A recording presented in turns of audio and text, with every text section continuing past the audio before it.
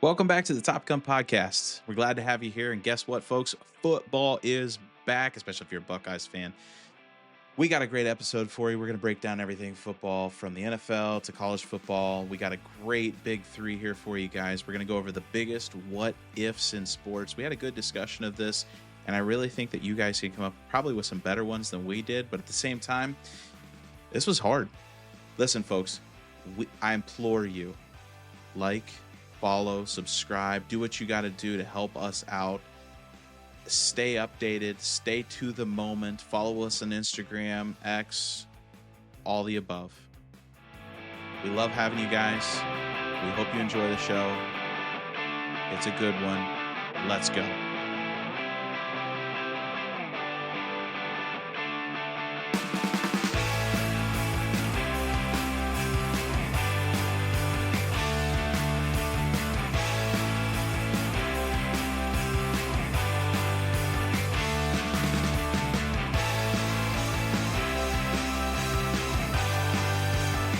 All right, boys. Football is back. Yeah, 100%. What a weekend. I mean, some great games. I mean, great day to be a Buckeyes fan coming off the tail end of that. Oh, yeah. Horns down, right? Yeah, football back officially. Thursday, we got NFL coming up. You got Notre Dame playing Miami right now. In a good game itself, but football is 110% back. It's not just back as in we're talking about it. It is back. We are watching football, and that was a great weekend. That was just all around fun. So, with that being said, let's start this off. I want to start this off before we get talking about all this football with a little a trivia question. I saw this pop up on X, Twitter, and I actually I was sitting there thinking about it, and I really struggled, and I'm curious to see you two young brains if you can come up with something. What is the most influential trade that a Cleveland sports team has made that you can think of? Giovanni? Go, yeah. Probably, there's so much, man. I struggled. Say, maybe the LeBron James trade. LeBron James never got traded. He signed in free agency to Miami. Yeah, and LA too. Yeah. Cleveland sports. Yeah, Does it have to be influential in a good way? Yeah, I mean, okay, so here's where I really struggled with it was that Cleveland typically drafts a lot of players, develops them, and then as soon as they get good, trades them away. So we're rarely on the winning side of a trade, right? Yeah, and so that's where I was gonna go with it. Where I thought influential in a bad way. No, Deshaun no. Watson. Good, influential. But if good, we're gonna go influential. good, well, I gotta think now. Yeah. Nice, this is a good one. So this is all of these that I could think of are before your time. I mean, Yeah. and that's what I'm saying is that we just have not done or produced any good trades. Yeah. Did the Cavs trade for Kevin Love? Did There they you trade go. for Kevin Yeah. Love? They traded when for he Kevin played? Love. So that would be Okay, so that was a trade. That would be the Cavs' most influential trade. I mean, Probably. so to speak. And in my he was in part my of lifetime, for yeah, real. exactly. He was part of the championship series group that went on to win. So, I mean, yeah, you could say that he was and a very influential trade. That trade was the Cavs dealt Andrew Wiggins and Anthony Bennett to the Timberwolves for Kevin Love, who was still in his prime. I mean, he was an all-star at that time. So to have three all-stars on that team was a really big deal. Okay. So yeah, that was the Cavs. So I'll give you the other ones. For the Guardians or the Indians, Bartolo Colon was traded in 2002 for Cliff Lee, Grady Sizemore, Brandon Phillips, all three of those guys were all-stars. Grady Sizemore was in the MVP conversation. Cliff Lee won a Cy Young, and Brandon Phillips he'll probably eventually be a Hall of Famer in the Reds, like for the Reds. But we ended up trading him as well, so he was really good. And then for the Browns, beneficially, we have to go all the way back to 1964 when they traded for Paul Warfield, who was Yeah, Hall of okay, Fame that wide sounds about receiver. right. So Yeah, that well, sounds that's what about I right. couldn't. I mean, yes, okay. So there have been trades made, right? None Yeah. of them have ever benefited us. So yeah, that's where somebody posted the question, like name the most influential trade in Cleveland sports history, and I was like, That's a good thing. yeah, it's hard to come up with something. So yeah, I thought that was a good one. So Yeah, that is a good one. Yep.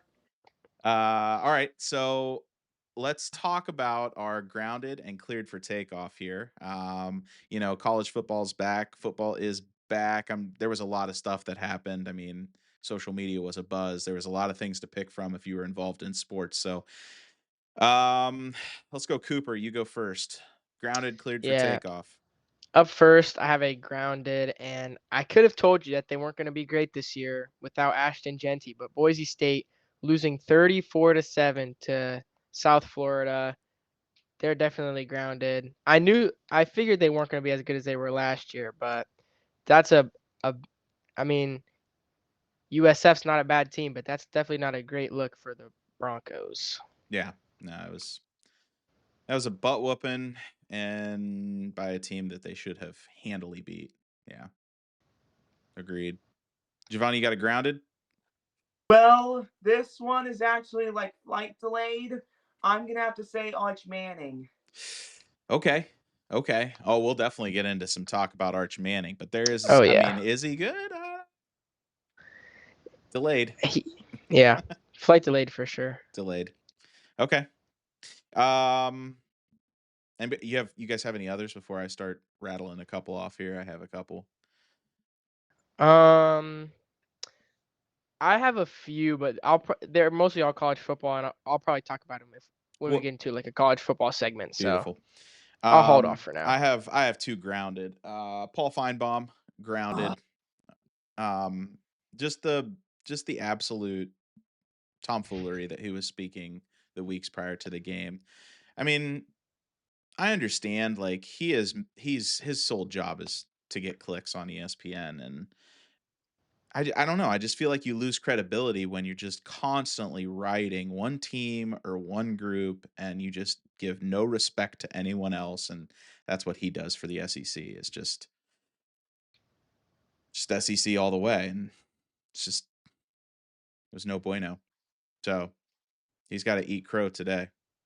Yep. Yeah. The other one was I don't know if you guys caught this.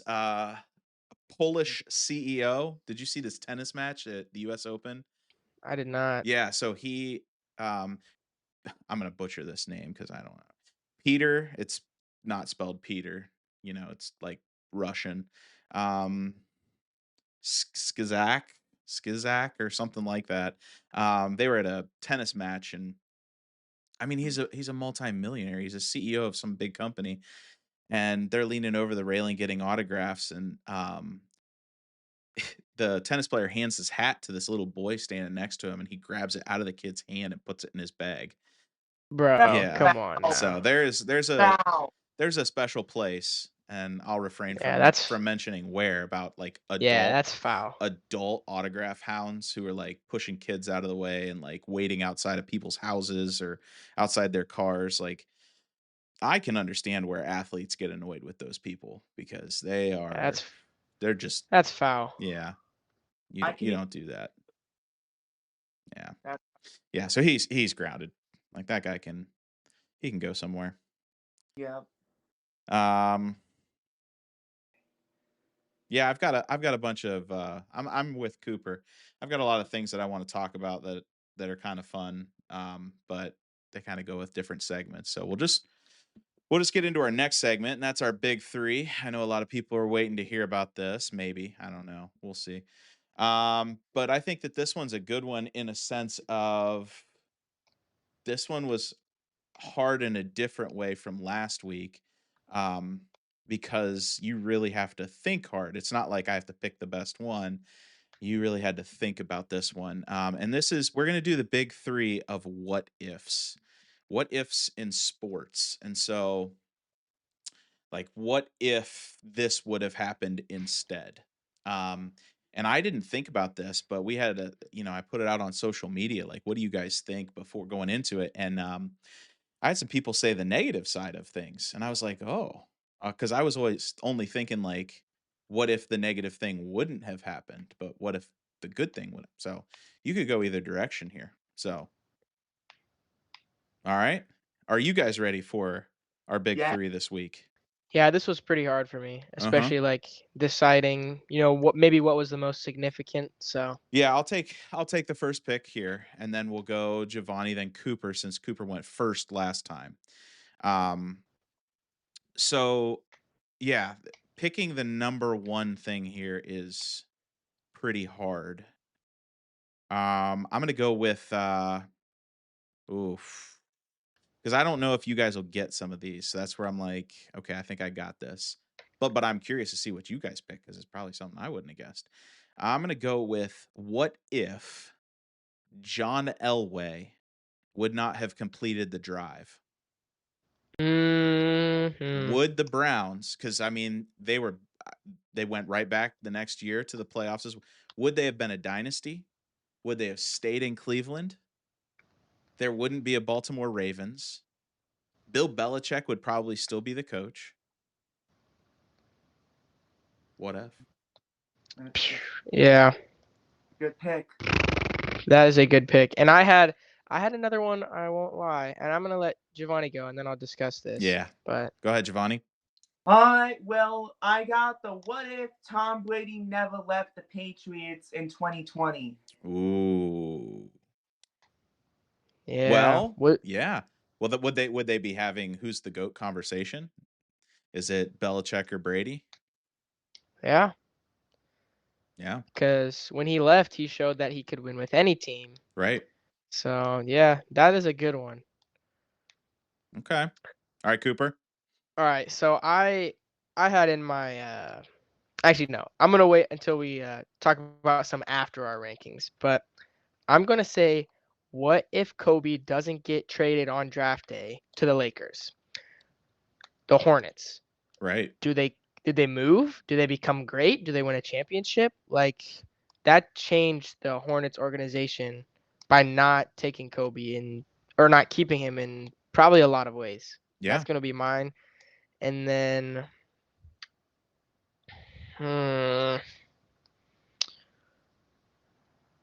do I want to stick with basketball for my next one or yeah, okay. I'm gonna say national championship game, Butler versus Duke. What if Gordon Hayward hits the Buries half that court shot. shot? Mm. It was so close. It was the Back it was iron. Yeah. the greatest shot that never was. So I'm gonna say, what if Gordon Hayward hits the shot? Mm. It's That's a crazy. big sports moment. Yeah. All right, Giovanni, back to you for your second pick. Okay, well, I had a tough conversation. I had a tough time looking at this, but I would say, what if Chris Paul got traded to the Lakers instead of staying with the was it the Hornets or the Clippers? It was the Hornets, Yeah. I believe. And Well, that's Hornets then Clippers. Yeah. Okay. and that's a really good one. That's a really good one because that was like there's stories about this. It was supposed to be like the most craziest trade in NBA history, like a 7-team trade. Chris Paul goes to the Lakers, and I like that pick. That's a good pick right Yeah. there. That's a big what if because that restructures the way we would know basketball in the mid 2000s or in the Right. mid like the teens, 2000 teens, right? Yeah. Yeah, that would just restructure everything there. Okay, so I get two here. I'm gonna go. What if I'm gonna stick with the Tom Brady route? And when you started to say it, Giovanni, I was worried because that was gonna be my next one. What if Drew Bledsoe never got hurt? I think that's a good pick. Drew Bledsoe was Yeah. a Pro Bowler. I mean, he was a great Oh, quarterback. So good. like, if Tom Brady never enters the game, who knows? That's a great pick. Yeah. My next one, oh, this is tough. What if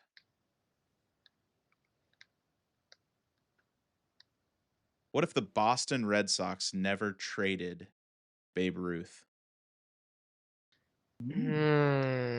That's you're going back for that one. Well, that's when we talk about greatest sports moments of all time. Yeah. Media? Yeah. What if? What if? Curse of the Great Bambino. All right. Are we back to Giovanni? Right? Yep. So I'm gonna go with basketball again. What if Derrick Rose never got hurt in Chicago Bulls uniform? Well, they're Yeah. retiring it this year. You hear that? Yeah, 2026. Yeah. That's good, man.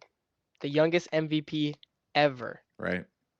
And the number will never be won again except if his son PJ will be with the Bulls. That's cool. Yeah. All right, Coop, round us out. Oh gosh. I'm gonna say, what if Bo Jackson never hurt his hip? He was one of the greatest athletes of all time. He did not even play that long in the NFL, and he's still considered one of the greatest running backs Yep. to ever play. And he's like one of the most athletics. He played pro baseball, pro football at the same time. Yep. Like he was an absolute dog. If Yeah. he didn't injure his hip, he could become one of the greatest ever. He could have entered the Hall of Fame in two different sports, and we probably never see that ever again. Yeah, No question. He's not in the Hall of Fame for either sport. No. Which is sad. Yeah, what if? I had that too, Coop. Good. Yeah. My honorable mention here were what if the Browns never moved? But then I added the John Elway thing, because that's kind of like after they missed the AFC champion. Well, that was one of them was the AFC championship, but like they missed a Super Bowl 2 years back to back because of like dramatic instances like the drive and the throw it in the lake. What was that one? Giovanni, you said that one when it was the most heartbreaking Cleveland plays of all time. It was like Y Right 88 or something like that. I can't remember the name of it. I don't remember either. I don't remember. Anyway, I had what if Tiger Woods never got hurt, never got in a car accident. Oh, good. That's a great one. Yeah, that's a good one. Because he could have went on to win several more majors and pass Jack Nicklaus, Arnold Palmer. Yeah. So, you guys have any honorable mention? I got a couple of those. Go ahead. And I showed everybody to you guys. So I got, what if Muhammad Ali was never banned from boxing? I got, what if the Patriots completed the 20-0 season in the 2007 season? And I got the what if Pete Rose was elected to the Baseball Hall of Fame, and I got a very sad what if here. I got what if Len Bias never died before his NBA career. Yeah. Yeah, that's the one I feel like a lot of people talk about is Len Bias. That was on my honorable mention. Yeah. All right, Coop, go over your honorable mentions. Yeah, so I feel like this one was pretty big, at least for Cleveland. But what if Peyton Hillis never got cursed by the Madden cover, and he continued playing at such a high level for the Browns? Huh. Yeah. And that's a good one. I had what if Cam Newton jumps on the ball in the Super Bowl? How does that change his legacy as a Carolina Panther? How does that change Peyton Manning's legacy? And how does that, I feel like that kind of would change a lot of things Do you think with he could have got that ball even if he would have dove in there? maybe I that's think it why was it's a what if. 50-50. Yeah. That's why I it's don't a know. what if. And then He was scared. again, I have one more, and this is what I was saying was this is one on my list that was kind of relating to what you're talking about, the drive. And this is one that Mr. Fontaine told me to put in here. Mm-hmm. What if the fumble never happens? Mm-hmm. Setting him up for the drive. So those were kind of related. So I didn't throw that one in there, but Yeah. again, that could have changed the course of Cleveland football. No Yeah. question. I mean, we could look back at all of the what a sad way to lose kind of scenarios and say, okay, what if it or ways teams won at the buzzer on a walk off or something like that, Yeah, I like think what if Auburn didn't win the football game? yeah, what if they made that field goal, or what if what if Christian Leitner doesn't hit that shot? Right. Um, There's so much there where you can be like, what if it goes the other way? right, but I think we did a good job of hitting influential in a sense of we truly missed out on sports, or sports in general, or that sport would be completely different if something else may have occurred. So, Yeah. all right, good deal. I think that was a big 3. We'll get a graphic out for that as well. So, I thought we did a good job, and honestly, the viewers tell us your biggest what ifs. I know we had a couple people type in on the social media post, so make sure you're commenting on all that stuff and sending us what you think. We love to hear how we messed up or didn't say what you thought, and how you could do better. So, all right. So let's real quick before we get into NCAA, because that's probably going to be the biggest talking point here tonight. Let's talk a little bit about. We'll start with the Guardians. Just get them out of the way quick. They're actually doing pretty good right now. The last couple games they've played against the Mariners, and it's really helped. And I say that off the heels of a loss tonight, but we've crept back above 500.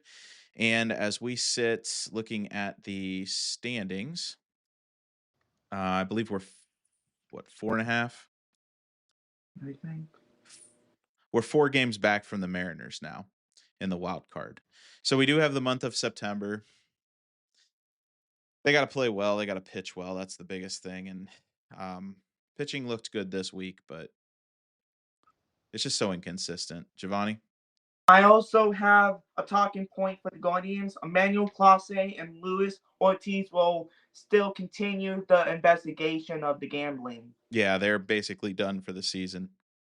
Yep. And that's not helping the pitching at all. No, and really it doesn't help them in free agency or anything like that, because that they're just kind of stuck. The Guardians are stuck now, and yeah, that's a tough situation. You don't ever want to get into that where you're just banned from a sport, especially one of your best players, from a personnel standpoint and from a business standpoint. So, yeah. All right, let's talk NFL real quick. The big deal here in the NFL, there were a couple big deals.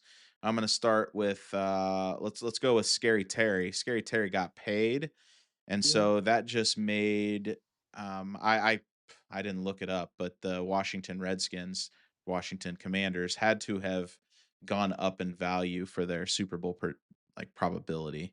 Not that he was that big of an influencer, but he's the glue of that team. He's the veteran. He's their best wide receiver. So the whole reason they went out and got Deebo Samuel was to take pressure off Terry McLaurin. Terry McLaurin's more of a deep threat, a deep route runner, and Deebo Samuel is more of a catch it either behind the line of scrimmage and run your screens, or run a quick slant across the middle and get yardage.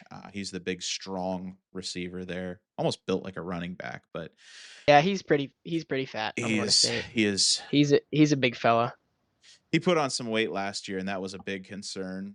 And I'm sure that part of him trying to get paid will tie to There's gonna be his weight loss. There's gonna be a clause in the contract. His skinny Luca phase.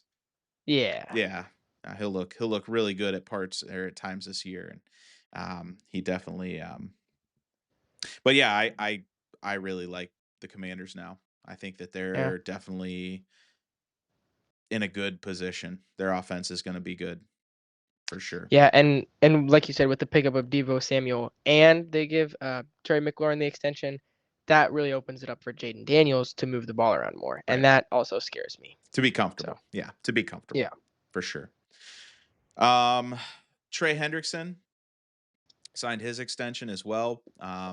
Just a $14 million pay raise. Right. And it was a pay raise. I mean, so it's like, what were we waiting for if you're going to pay him more? Like, what?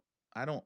Doesn't make sense. Listen, the Cincinnati Bengals are just, they're right there next to the Cowboys. They're just, I don't get it.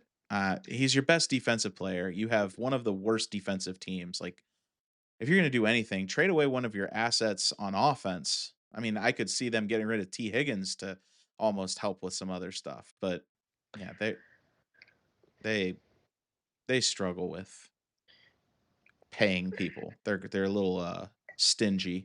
And it's like, in my mind, it's like you have a top 5 offense, you have a bottom 5 defense with Trey Hendrickson. Why are you not paying him at all? Like, and then or putting it off until literally at the last possible moment just to pay him more.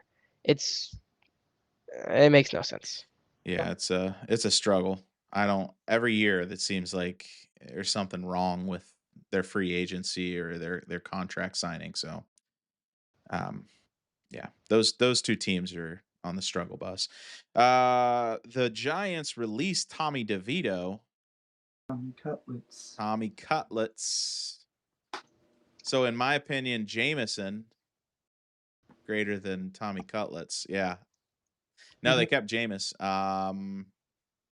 Definitely more of an upside in my opinion with Jameson. I mean, he's more of a safety net. I think that Tommy DeVito probably could have been more explosive, but in a bad way too. I mean, he threw a lot of picks, so I guess Jameis does too. So, but I would rather have a Jameis Winston on my team, such a good team player, than if I had to pick one, Tommy DeVito. Tommy DeVito might be a great guy, but and what's weird is those are two of the personalities of like NFL quarterbacks when you think about it. Yeah. Like those are two wild guys. So yeah, that quarterback room must be pretty wild. Then you got Russell Wilson running around too, and he's just saying all kinds of weird Mr. stuff. Unlimited. Yeah, like that. I can't imagine what those quarterback meetings were like. Jackson Dart had to be like, "Do I have CTE before I even play?" Did you guys see the video of Jackson Dart feeding Jameis Winston W's on the sideline? Dude. And him staring at the camera, eating it. That's wild. It was good. I would love to meet Jameis. He's got to be a trip.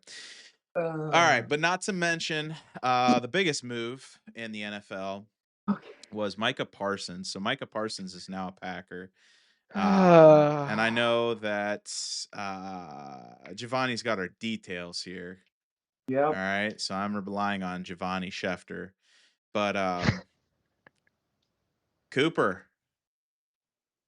Yeah, you heard me sigh earlier. How's your boy Jared Goff feeling right now?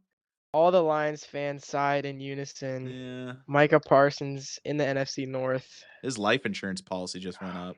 Gosh, the NFC North is gonna absolutely we're gonna run the NFC, and we're gonna it's gonna be an absolute it's gonna be monstrous games whenever the NFC North plays each other. Right. Just defensively, offensively, it's gonna be ridiculous. I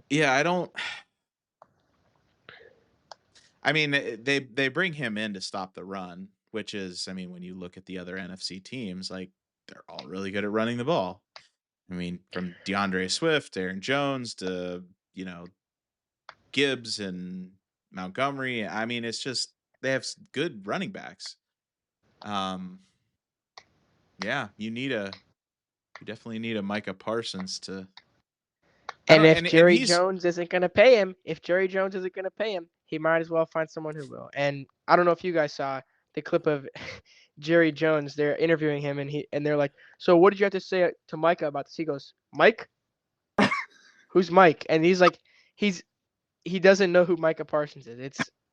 He needs to step down immediately. He's senile. He's absolutely, and we've said this. I mean, this is new. This isn't new news, but like Micah Parsons is arguably your best player. I mean, it's him or CeeDee Lamb. It's him or CeeDee Lamb, hands down. But like, CeeDee Lamb, he's a wide receiver, so he'll have good years, he'll have bad years. But as far as Micah Parsons, he's a 5-time Pro Bowler. Like, I don't understand like how you're like, and then his quotes when he was like, I don't know, before he lost his mind in that interview was like, well, but can you imagine the number of Pro Bowlers we could draft with the picks we got? And I'm like, but you have a Pro Bowler.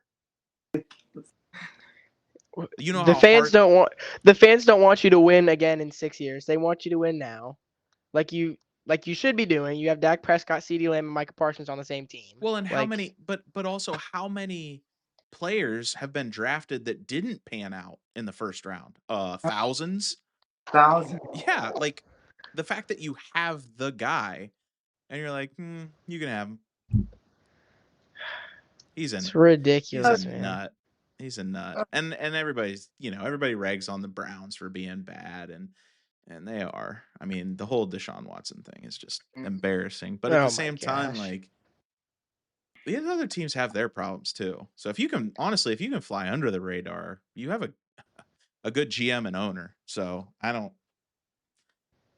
he's not. I don't understand why it's his son too. He's turned the keys a little bit over to his son, but he just loves the spotlight. It's like he's got to step in front of the camera. He's a nut. Anyway, Giovanni, you got our stats on that trade. Yep, yeah, I do. As Micah Parsons got traded to the Green Bay Packers for 2 first-round picks and Kenny Clark. I don't know why the Cowboys decided to not re-sign your best player. Jerry Jones must have had CTE on that press conference over the Michael Parsons situation. And also the Packers could be possibly the second place of the NFC North. But Cowboys fans, why are you not paying Micah Parsons? Jerry Jones must have been on an island on CTE. Yeah. The odds, it's ridiculous. The odds for the Cowboys had to have gone down like significantly after they traded him. Yeah, and the Packers going up. Going up. The Packers might even win the division. I'm not even. We literally went from the Packers being the worst team to the Pack. Yeah. That doesn't help with my Detroit Lions like 12-win prediction. So. Oh yeah, me neither. Trust me. Yeah. What did I have him doing? Like 14 or 15? Yeah, something like that. Ridiculous. Anyway, it'll be interesting Detroit. To see. Listen, you know what? Love the drama. Yeah. It's always good to talk about it and fun to watch, but I just feel bad for Cowboys fans that they have to deal with this old man running their organization. I just feel bad for Dallas fans, man. Right. Luka, and then Micah Parsons. It's ridiculous. He was supposed to have a statue. Yeah, right next to Dirk. For the Mavericks. Yeah. Yeah. Oh my gosh. All right. Well, let's just mention the Browns real quick. All right, the Browns. All right, so I thought this was we'll talk about the Kenny Pickett gone, right? They got rid of Kenny Pickett for a 5th-round pick. So it's not, I mean, they were probably going to cut him anyway, so they got something out of it. 5th round isn't terrible. I guess, some people can fall to the 5th round. And they have 2 quarterbacks, both of which could probably do the same thing that Kenny Pickett could do. I'm going to be honest with you, like, I think Shedeur Sanders has a bigger upside. I think he definitely has more potential in a sense of he is more athletic and stronger and a little bit younger. But as far as like game ready, I think Dylan Gabriel is better. So that's where I'm at with that. I don't think that I don't think releasing or trading Kenny Pickett is going to hurt the Browns at all. So I mean, it's always nice to have a good seasoned backup, but at the same time, why have that many? And then as soon as Deshaun Watson comes back, they'll have a full quarterback room again. So I don't foresee. I mean, going into next year, those two, Gabriel and Sanders, really have to step it up. So, but they might not even get a chance at this point. But then okay, so say it one more, like going off of what I just said, they signed Bailey Zappi. Did you see that? Practice squad. To the but like yeah, okay, so if somebody else gets hurt, but but why? Yeah. I don't know. Whatever. Anyway, so the Browns in the preseason went 3-0.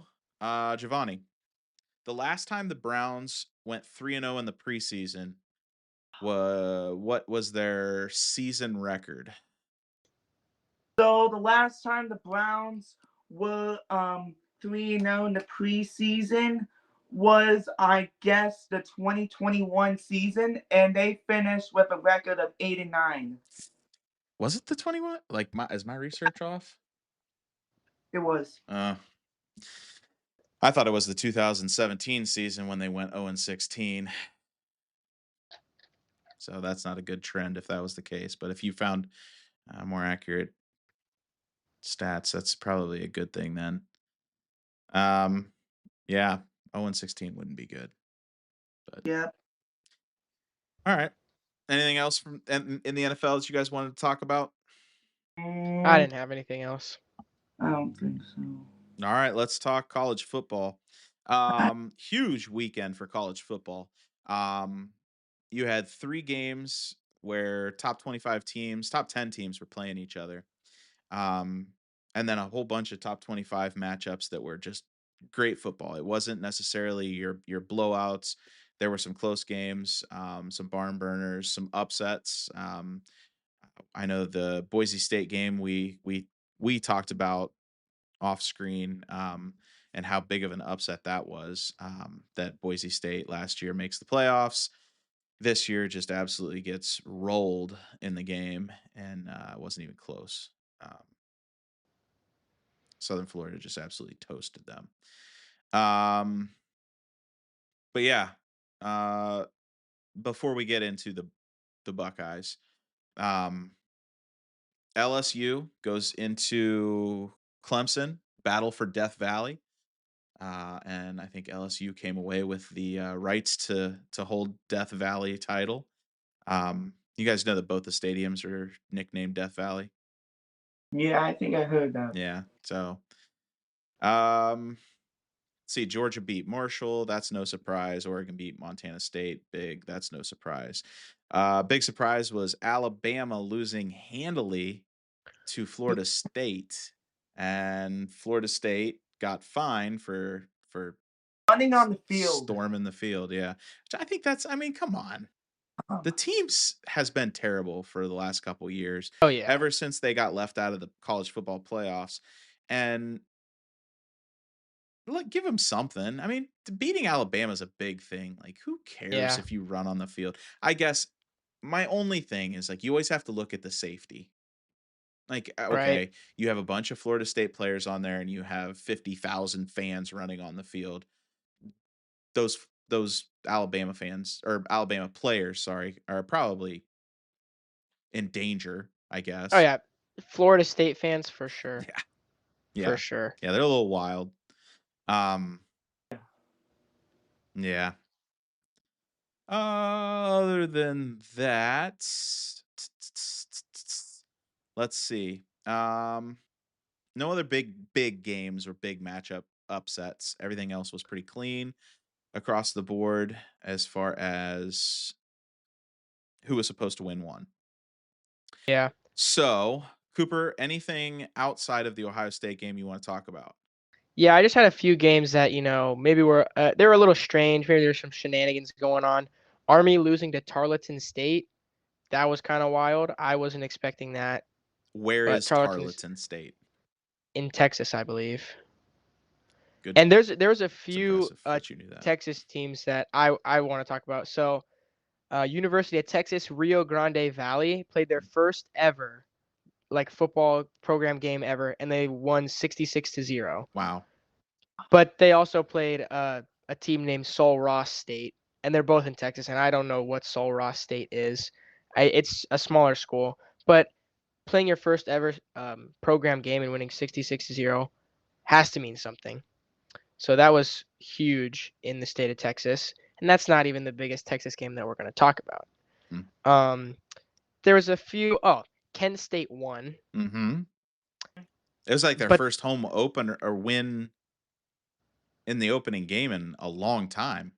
Yeah, but I'm gonna say it's not very reassuring that they beat Merrimack College by 4 points, and I'll credit the win to their return man, Dorealist Clark.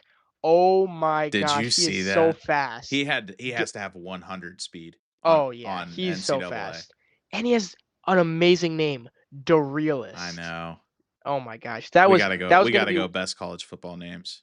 That was That's gonna. got to be our that's big gonna. three. Yeah, next big three. Yep, And next big so three.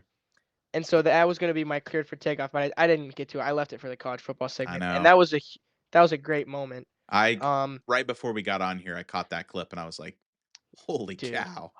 He just was like shot out of a moving. cannon. He was moving, Giovanni, and so if you haven't seen that, yeah, you got to watch this.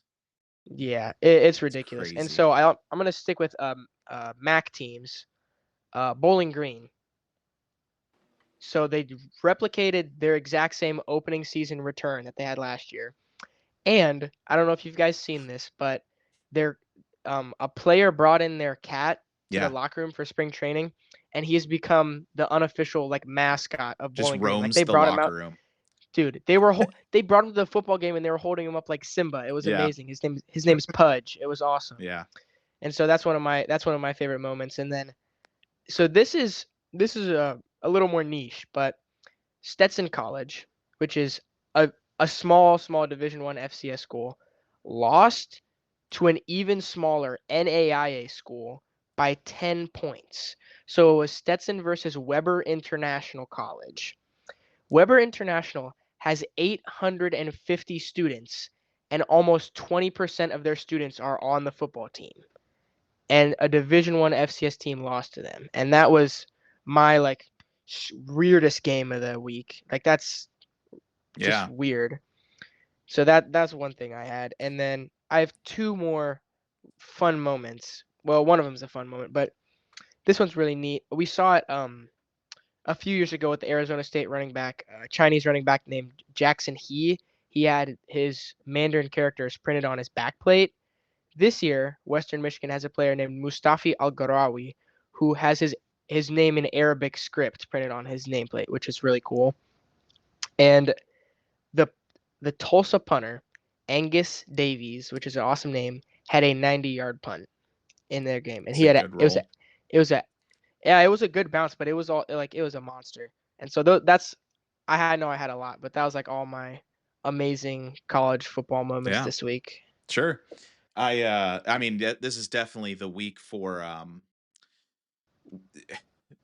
shenanigans. What on earth is that school? Kind of moments. Like you get these schools that are nobodies that just pop up. They're like, I've never heard of them. So that's always fun to like kind of play that game with with these matchups. And a lot of times, I mean, it is like hey, we'll pay you $2 million to come play Alabama and get your tail kicked. And then, Appalachian State beats Michigan kind of deal. Stuff that shouldn't happen that does. And then the crazy numbers start flying around. Like they paid them this much. And like what you're throwing at us, like all the enrollment numbers. And that's always fun to kind of the first 2 weeks. It's always like that. I mean, Ohio State has Grambling next week. And I don't know if their college football team could beat Mount Union, to be honest with you. So it's I think they could. I mean, it's going to be Grambling, I know, but you have to understand it's you're right.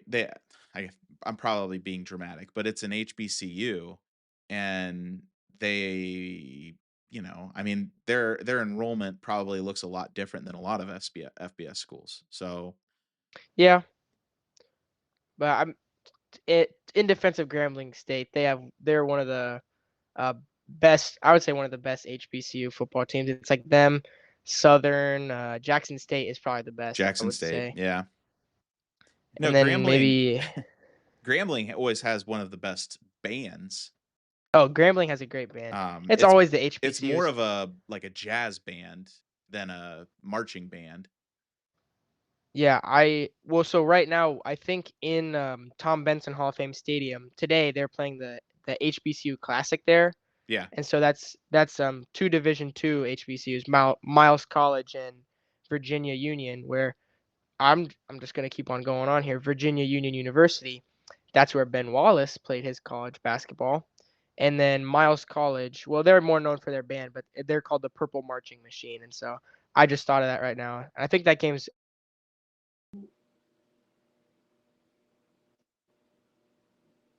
Oh, lost him. He's back. What happened? I'm back. I don't know You're what was back. going on It's there. all good. All right. The Purple Marching Machine. That's where we lost you.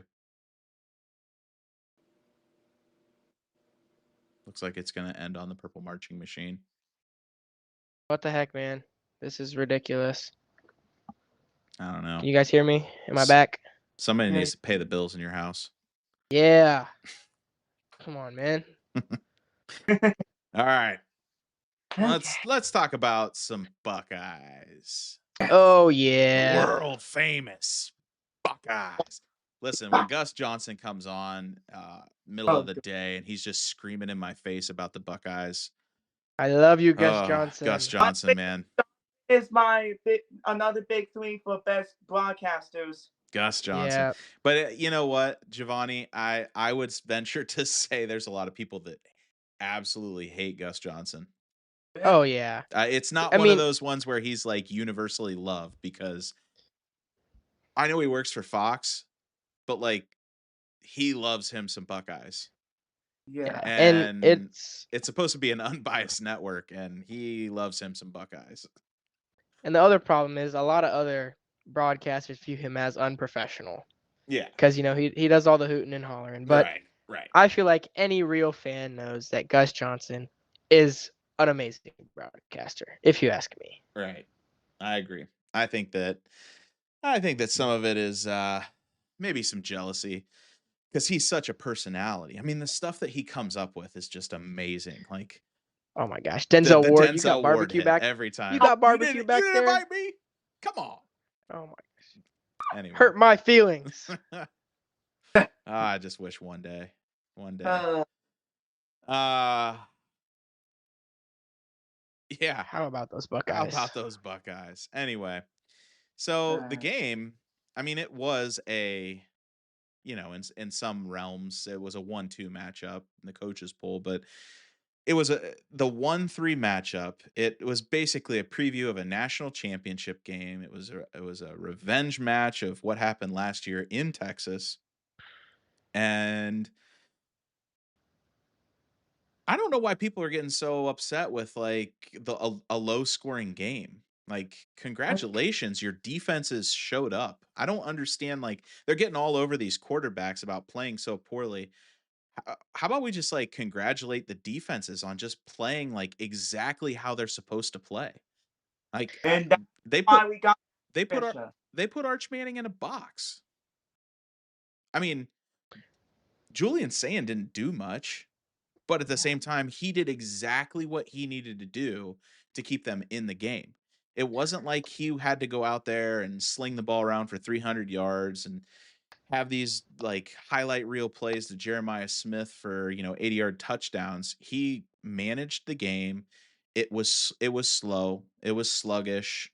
The play calling was sluggish.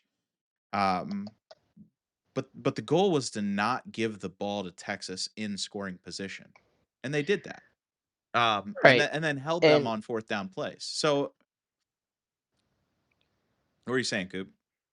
Well, I was just gonna say, I mean, I don't want to be that guy, but it's like these young people just don't respect a good defense. And I mean, like you were saying, if that's what you need to do to win, you're playing the game the right way. Right. And I mean, we saw that especially in like the early 2000s of the NBA, defense literally won like championships for the Pistons. That's how they beat the Lakers. And so, yeah, I mean, I just feel like maybe people are definitely taking this the wrong way. Like that was an amazing game for the Ohio State defense. I got to get that on a quote card with like your face on it. These young people, These young people, man. tell you. So these young people nowadays. No, It's friendly fire. It's friendly yeah, I was fire. gonna say like your peers. Um, yeah, it's. I don't know. I feel like I watched a good game of football. I think that there were some plays that I probably would have liked to have gone a different way in a sense of like, why are we running the ball here? But in the same sense, I mean, you had to know Texas had the same game plan they had last year, where they held us to 21 points. And, of the 28 total points, but one of those touchdowns was a defensive touchdown. You had to know they were coming in with the same game plan, that it's a good defensive team, that they know how to play Jeremiah Smith, they know how to contain the quarterback, like X, Y, and Z. Like I, I don't know. I think that Brian Hartline calling plays now is going to be okay. I think that he will get better at it. Being a wide receiver guy and having so many weapons, he'll find a way to get it to him. I don't think that that's going to be a problem. And Sayan looks like he has enough moxie in order to get it to them, that he's not just going to stay in the pocket and take a sack, or scramble out of the pocket when he should stay in the pocket, those kinds of things. But I was impressed for the most part. I thought that their running backs ran hard and strong, that they didn't take many loss of yardages. They held on to the ball. I would say the biggest disappointment I had, and this might be a hot take because a lot of people wouldn't agree with me, is that Jeremiah Smith did not look like the hype that he lived up or has played to in previous games. Two early drops right off the bat, and he didn't look that great. I would have liked to have seen, I guess, the only thing differently on offense is I'd like to see them get it into um, Max Krause's hands a lot more. Being a tight end, just to take some pressure off of um, the wide receivers on the outside, so that Max Clare, so that they had more of those opportunities to take deep shots. But they didn't throw it to him very much. He only had one reception for 11 yards. I would like to see more of that. Mhm. But I mean, it was definitely a great game for Ohio State. And there's one thing that I did want to say, and I know we said Arch Manning maybe wasn't living up to what we all thought he was going to be, but he did have the flashes. I mean, we saw at the end of the game an absolute dime to the tight end. I mean, he put it right in the bucket. I was watching that. I saw that play and I was like, wow. Like it was a great pass. And then he threw an interception like 3 plays later, but Well, and that's what I'll agree. I completely agree with you there. I think that Arch Manning put none of this on him, and I'll go back to what I said about Paul Feinbaum being grounded. Like all these like personalities have just dubbed him because his last name's Manning is this just like god among men kind of player, and I just don't think he's had a chance to truly develop anything, and he hasn't proven anything. Um, here's what I will say though. I watched Riley Leonard all last year, former quarterback from Notre Dame, and he had a weaker arm, made even poorer decisions, had great legs, and I would say that Arch Manning is a lot like him, and Riley Leonard took them to a national championship. So I don't I see them still winning a lot of games. Um, I just I don't see why they put him on the pedestal that they put him on. But I mean, for all the hype around Arch Manning's legs too, he had 10 carries and only got 38 yards. So they must have been spying him the entire game. yeah, I mean, I feel like it's kind of like what we said about Shedeur Sanders the other day, where because of the name, people will overreact to anything, like whether it's doing good or doing bad. Yeah. People are gonna act like it's either the best thing ever or the worst thing ever. So Right. Did you get a chance to catch it, Giovanni? Did you catch parts of it? Yeah, I did. I was gonna be talking about this game. So the Buckeyes single-handedly just beat Texas by 7, which I didn't even think that would be a game. But I got to give some credit to Matt Patricia. He came to Ohio State from Philadelphia a couple seasons ago, and he held Texas to under 7 points. I'll give him some credit.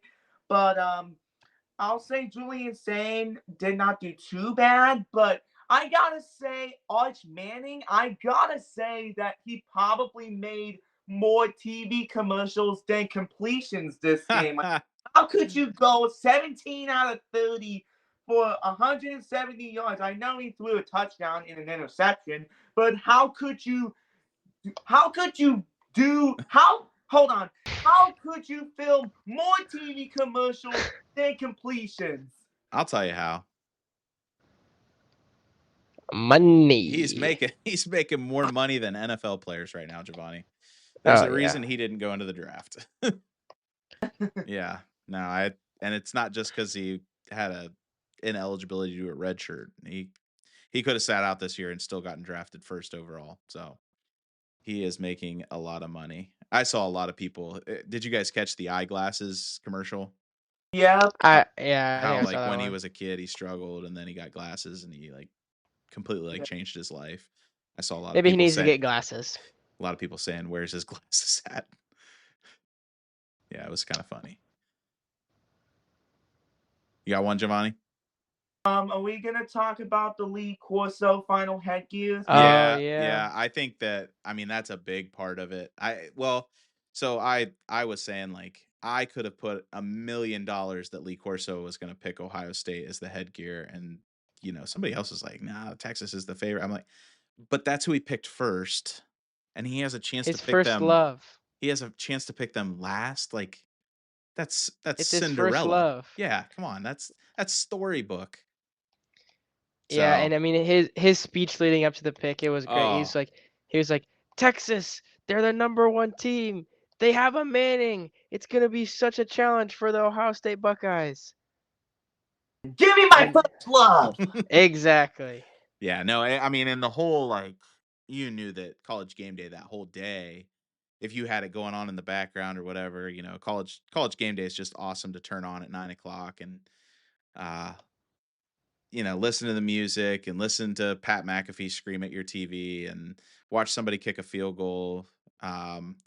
But they, every segment they had something where they were doing like, how did the headgear thing get started? And the one I saw was the goodbyes, where they were like signing off and they had Lee Corso sitting in a theater. It was probably a film room, and everybody was. I saw that. Everybody was saying their goodbyes from College Game Day, like Chris Fowler and Kirk Herbstreit, and Kirk Herbstreit couldn't breathe. He was crying. He was sobbing uncontrollably, and you get the You're fine, Giovanni. You get the verbal meme.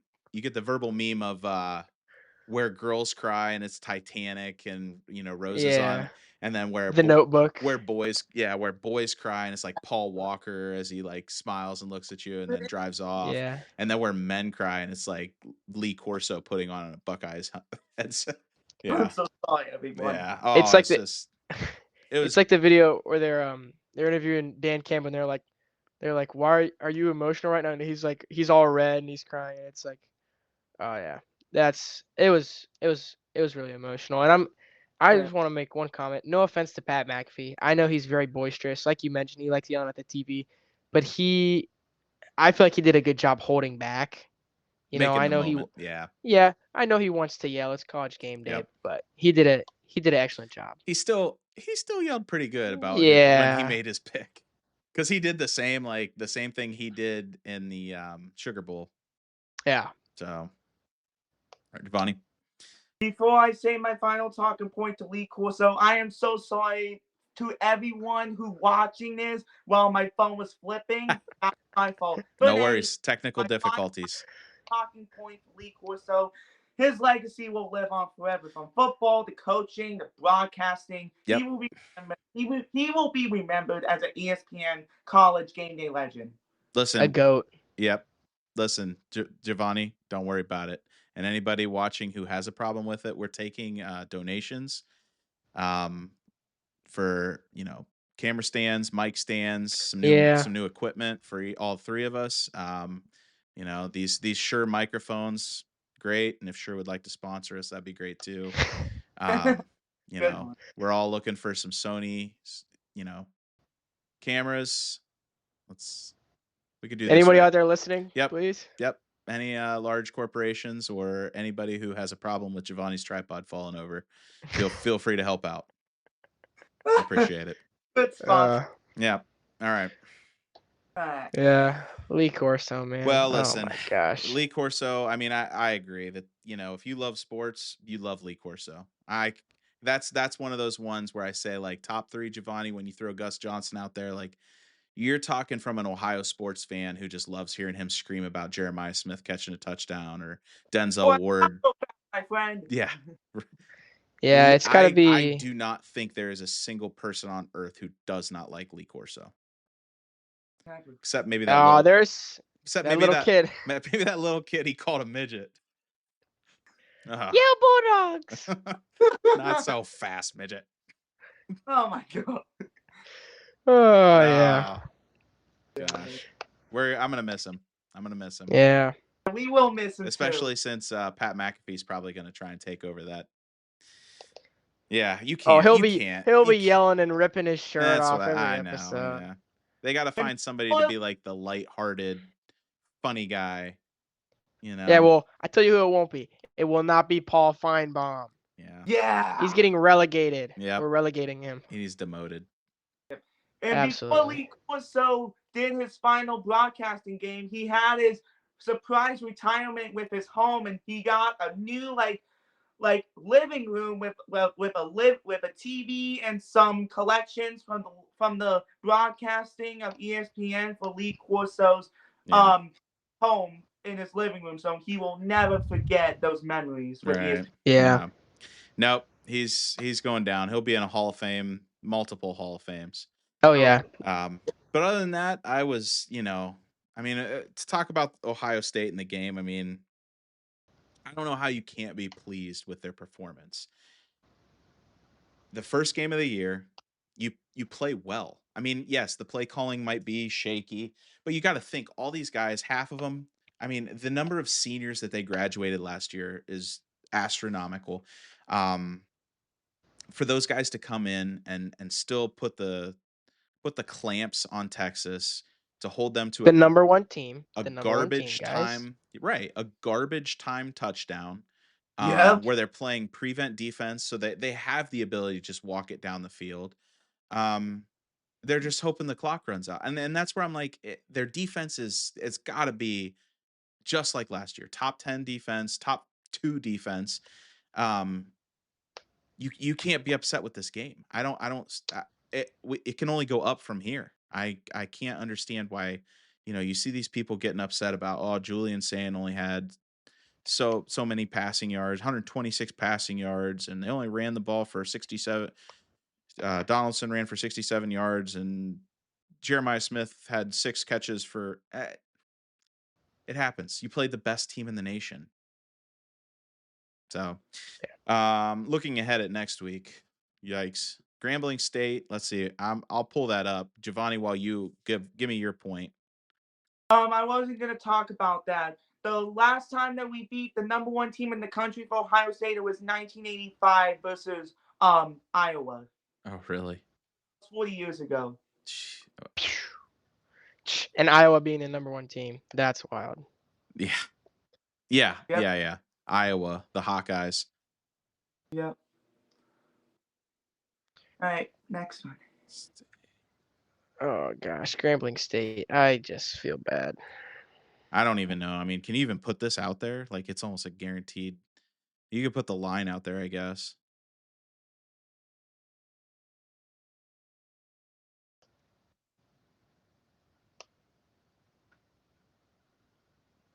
All right. I'm not getting it. I can't find it. What are you looking for? Just like the betting odds? Yeah, just like the bet. Like, what are the? I don't know why it's not. Oh, there it is. I got it. They're not even available. Nope, not published yet. Yeah, I can't even get the spread. I don't know. It's got to be like Yeah, Ohio State plus minus 50. I mean, easily. like I don't know if I would. Yeah. I mean, to be fair, we already talked about it. A team who's never played a college football game before won their first game ever by 66 points. Yeah. So, I mean, this is no offense to Grambling, but just imagine what Ohio State's gonna do. Like, Right. Yeah. Anyway. So yeah, they got that. Big games to watch for next week. Let's pull that up here. big games, big games. College football. We got. Let's see. Big games next week. No, there's not too many. It might I be mean, with it might be Oregon. Who was that? Yeah. Oklahoma versus Michigan next week. Okay. Yeah. Yeah. Go Ducks. I forgot to talk about that with my grounded. Did you guys see the Oregon mascot run out of the tunnel, Yeah. trip and fall? His head fell off, and he had to run back in. Oh yeah, that's I feel grounded, bad buddy. for him. Like yeah. Oh, you said Michigan plays Oklahoma. I thought you said Oregon. I said Oklahoma. Okay. Oh, that's my bad because Oklahoma State plays Oregon. There you go. Yeah, I was looking at the wrong one too. What I think could be an interesting matchup: number 15 Florida versus South Florida. We just saw South Florida beat the brakes off Boise State, so you never know. Yeah. But I mean, there's a few wild games in there. Like we talked about Ohio State playing Grambling, which is HBCU. Miami plays Bethune-Cookman, so that's gonna be a crazy game. I feel like. Yeah. Or number 4 Clemson playing Troy. Like, there's some wild games thrown in there. Yeah, there's not a whole lot of exciting. Iowa State might be a good one. Ooh, wait! I just spotted a diamond in the rough, you guys. Texas Tech versus Kent State is gonna be an absolute slugfest. Oh. Yeah, it'll be a slugfest, all right. Oh yeah. By 48. Just joking around, Kent State. I'm sorry.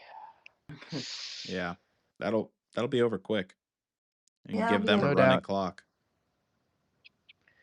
Probably. Yeah, I'd say that's the biggest game. That'll probably be where game day's at. Yep, ABC. Yep, ABC. It'll be Norman, Oklahoma. Yep. So it's too bad our boy Brennan Zurbrugg ain't there anymore. I'd love to see him beat up on his dad's alma mater. What's Utah up to? I mean, they just smacked around UCLA. Yeah, 43-10. Horrible. That's Amaliva. He's yeah. He is not as good as he thought he was. No. Guys, Brendan Zurbrugg might get a chance to play next week. They play University of Cal Polytechnic. As much as I would love to see Brendan Zurbrugg play, I think that he's like 4th on the depth chart. Yeah, I think Utah got a big transfer this year. Yeah, so. their quarterback was good. He put up some big numbers last week. Yeah, they got a big transfer, so he just got pushed down again. And that sucks because that's the whole reason that he transferred to Utah was because he'd be second, but then they picked up like some more transfers and then he's back down the depth chart again. Yep. So Yeah, I feel bad he's definitely working on his facial hair game, and I completely appreciate that. Oh yeah, I saw him. I saw him a few got times a nice in the little spring. stash goatee combo. Yeah, I like it, Brennan. pretty... So Brennan, if you're listening, yep, there's your shout out. Yep. Yeah, put the boy in. Don't make him hold the clipboard. Please let him play against Cal Poly. Play, give him a game. Yeah. All right, guys. We got anything else to talk about? I think that pretty much wraps up what everything I wanted to talk about. Giovanni, go ahead, Giovanni. Funniest moments of the week? Yeah, you want to talk about? Well, mine was the Oregon Ducks guy. I mean, yeah, it's funny in the moment. Then you're like, this guy's profession. He just looked like a fool. Yeah. So I do feel bad. Ooh, I do have one, and it is so the Ole Miss team put a basketball hoop on the side of their, like on the sideline with their. So I think they played Georgia State maybe, Mm-hmm. and when they got a turnover, they dunked on the hoop, and it was some big fat lineman, and he broke it. And so there's It's a just a one clip and of this done. big guy. Yeah, and they're like they need to put some more sand in the bottom of that thing because he just ripped it off. I mean, it was bad. I got another sideline sniping. Do you see Brian Kelly get trucked? I Oh, did see Brian Kelly get trucked. I That was love pretty that. funny. I'm not a big Brian Kelly fan. I think that Nah. he's no matter where he's gone, he's done them dirty. I just looked at the updated Utah Utes roster. Brendan Zerbeck's 5th right now. Yeah, They got him listed 5th. man, I feel bad, bro. that's all right. I mean, Yeah. he'll find his landing zone. He'll get his chance. Be all right. Yep. I got the funniest moment of the week right here. All right, go. So an Alabama fan became an internet sensation after flipping off an ABC. Yeah, that's I saw that. I mean, come on. The classic internet meme. Yeah, they were getting their butts whooped, and he's just like, they just got the camera on him. It's sad. like, He was come on, sad man. face in the stands, and he looks over and sees the camera, and he's like, he basically tells the camera, not politely, Get out of my face, yeah, man. just go away. And they did. I mean, you can't put that on air for very long, so he knew exactly how to play that game. So Caught from the camera. well, I think he knew what he was doing. I don't know if he got caught, but he got caught being sad. That was about it. Yeah. So And so we were talking about this where we might have to rank some college names. oh yeah. Right now, guys, Brendan Zerberg is sitting behind true freshman Bird Ficklin. So that's just something I wanted to throw out Yeah. there. Yeah, it never fails. That Key and Peele skit, man. It's goated. That's such a good skit, bro. Yep. That's legendary. Legendary. All right, boys. We'll wrap it up here this week. Listen, don't forget everybody to like, subscribe, smash every button you got on there. Give us some love. I mean, Yeah. these guys work hard. They put in a lot of research. Guys, They have to watch sports. They have to pay I have attention. to watch so many videos. Yeah, Oh my gosh. They have to watch TV and like take notes. And It's so bad. Give us some man. love. Give us some love. Stay up to date. The Instagram, Twitter stuff. I mean, we try to post all the time and interesting takes, thoughts, and we want to know yours. So make sure you're following along and giving us some love there. So next, smash the like button and subscribe, you guys. just smash it. Just hit it. Why not to subscribe to the channel? Why not? Listen, guys. Exactly. Listen. Thursday, football's back again. Yep. NFL football. NFL. Dun dun dun dun. Yep. We got the Eagles and the newly neutered Cowboys. They're now missing their best defensive player, so I mean that line had to have gone up. So Thursday night football back. Saturday, you got college football. Nothing special. You can watch Ohio State just wipe the floor with Grambling. And then Sunday you got more football. Sunday. And then Monday you have more football. Yep. And the Guardians they're gonna go on a run here. So Yep. Oh yeah. They got time. All right, guys. Well, subscribe to Top Gun Podcast, and why not subscribe to Ohio Sportscast? that's right. Oh yeah. Yes. If you want to stay up to date on all the happenings, make sure you go follow Giovanni Schefter at Ohio Sportscast. He's got it all. He does. So And guys, remember. Just remember. It's not about always being right. It's about sounding confident. Yep. See ya. See ya.